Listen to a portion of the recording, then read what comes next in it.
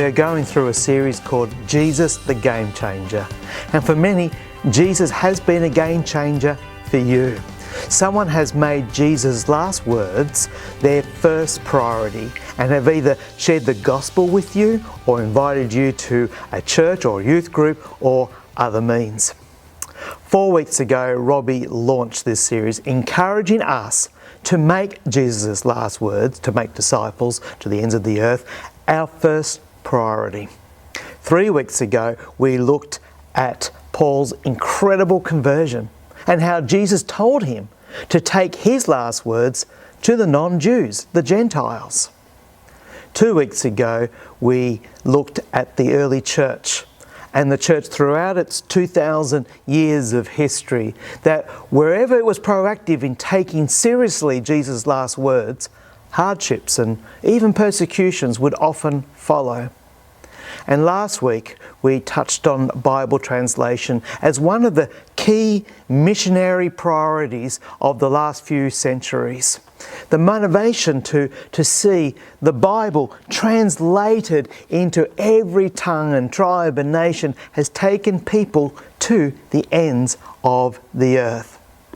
One of the great challenges that faced these translators was the challenge of crossing the cultural divide.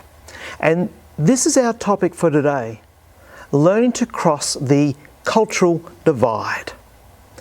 Most of us have watched that classic Aussie movie, The Castle. It's got some of those great and now famous sayings.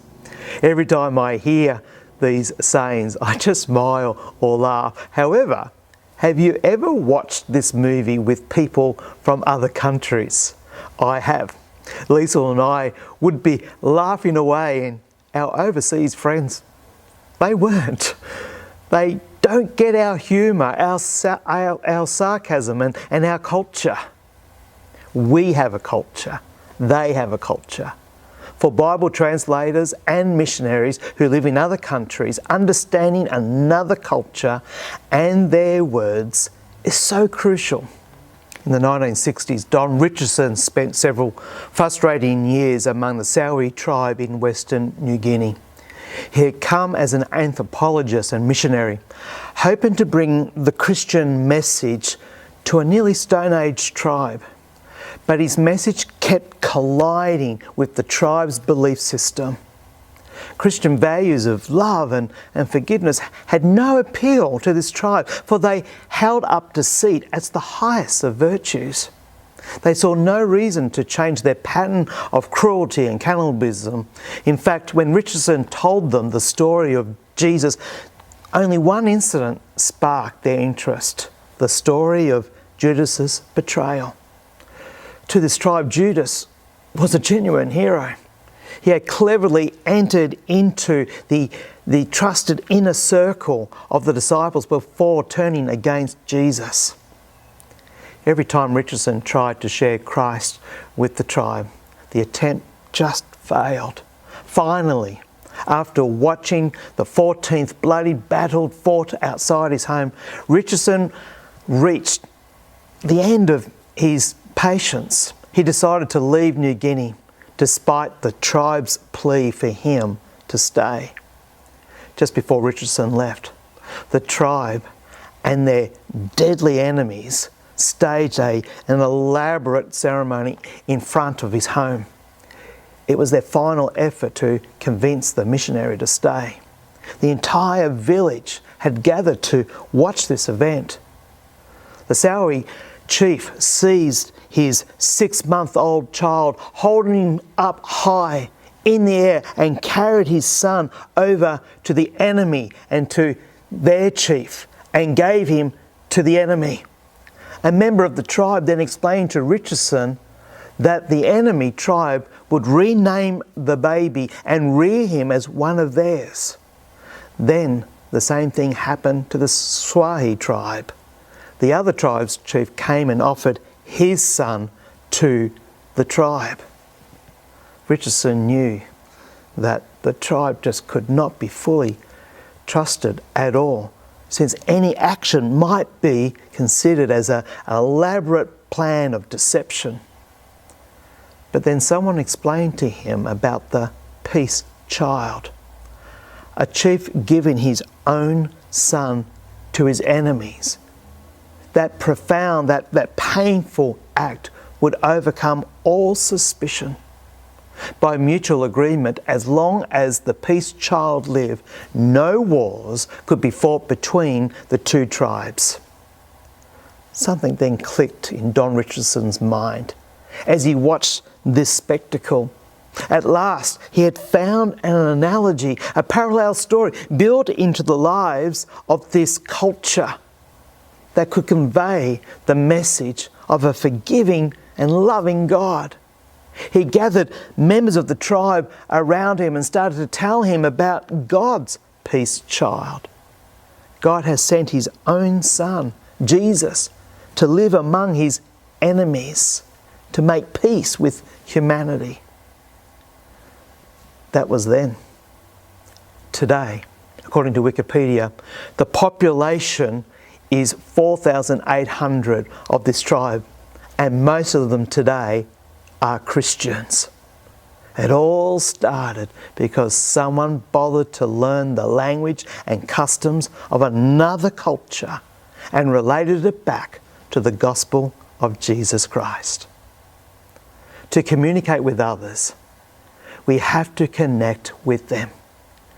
We do this by looking, listening, and connecting things in a way that they will understand. We see this in the life of Jesus, such as found in Mark chapter 1, verses 16 to 18. And it says this: "One day as Jesus was walking along the shore of the Sea of Galilee, he saw Simon and his brother Andrew throwing a net into the water, for they fished for a living. Jesus called out to them, 'Come, follow me, and I will show you how to fish for people.' And they left their nets and at once and followed him." In this passage, we find Jesus walking by the sea, the same place we find fish and fishermen. As Jesus looks out, he sees two brothers he knows from the village, Simon and Andrew. They are casting their nets out to catch fish. Mark makes it very clear to his readers, for they fished for a living. This was their job. Jesus calls out to them, "Come, follow me, and I will show you how to fish for people." Jesus knows who they are and what they do, and the invitation to follow him is intimately connected to their present reality as fishermen. Jesus connects with these people in order to communicate his message in a way that they understand. Notice that he doesn't use the phrase fishers of men with others to whom he offers the opportunity of new life. When Jesus meets the Samaritan woman at the well, who is thirsty and ashamed, he doesn't offer to make her a fisher of men. He presents her with the opportunity to never be thirsty again, and he restores her credibility within the community. She took the good news to those in her town, and many more became believers. Jesus connects to communicate the good news and the opportunity to follow him. The early Christians also connected to communicate. The New Testament provides two accounts of the genealogy of Jesus. One is found in the Gospel of Matthew and the other in Luke.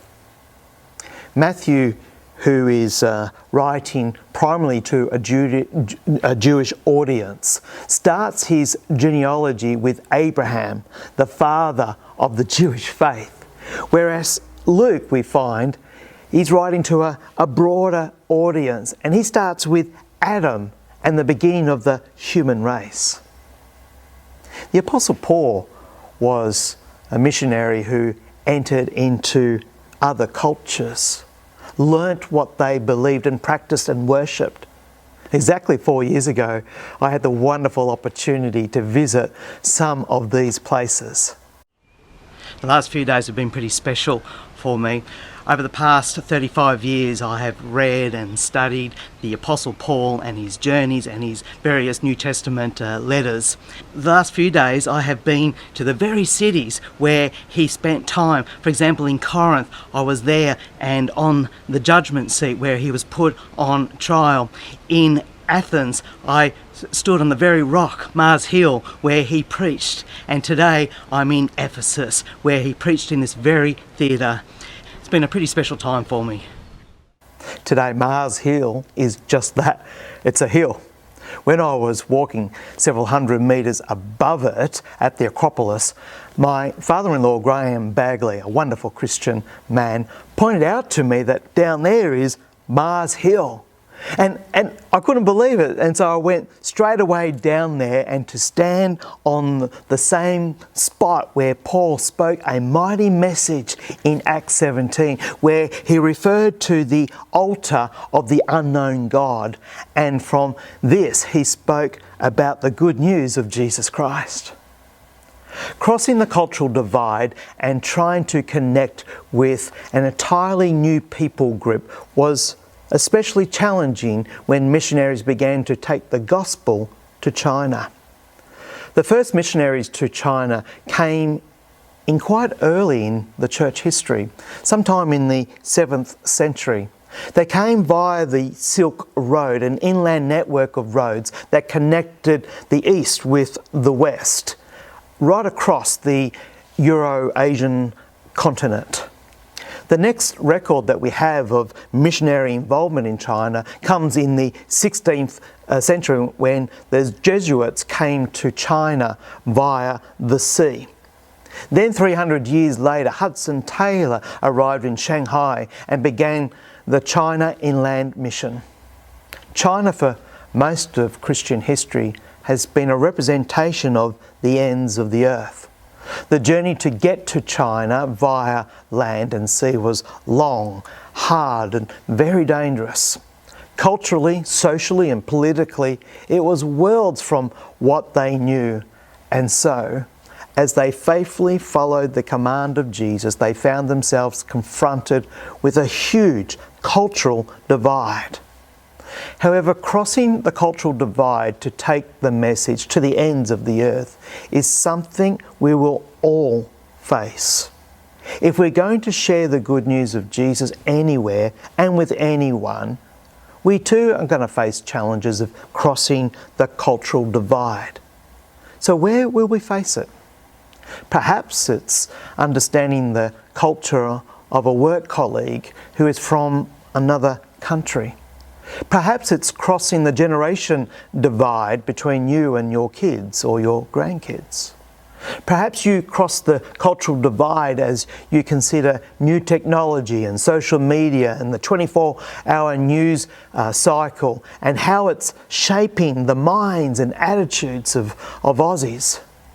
Perhaps you'll have to do work to cross the cultural divide when you're confronted with the growth of secularism and the changing state of faith in Australia. So, what can we learn about those who have crossed various cultural divisions? First, understand the culture. As Robbie touched on last week, learning the language is a crucial step in taking the gospel message to the ends of the earth. In order to speak and communicate truth, we have to learn and understand the language of the group that we're going to. This process is also part of the crucial step of understanding a culture.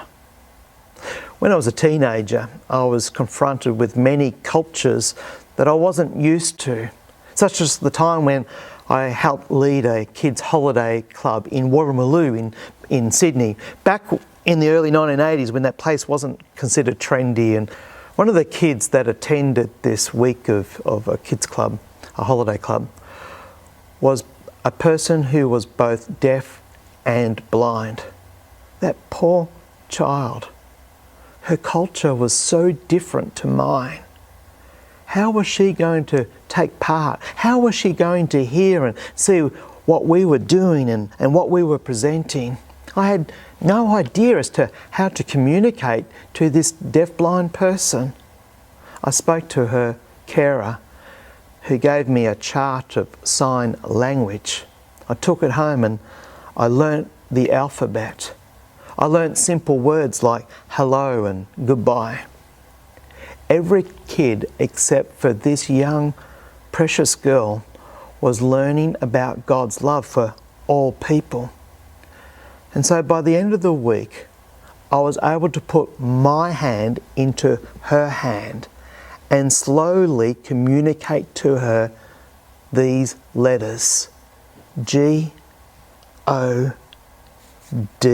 space L-O-V-E-S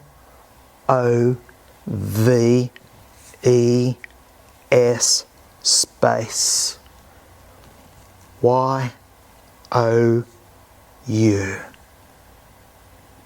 I'm sure there are people in your life that you may need to understand their culture.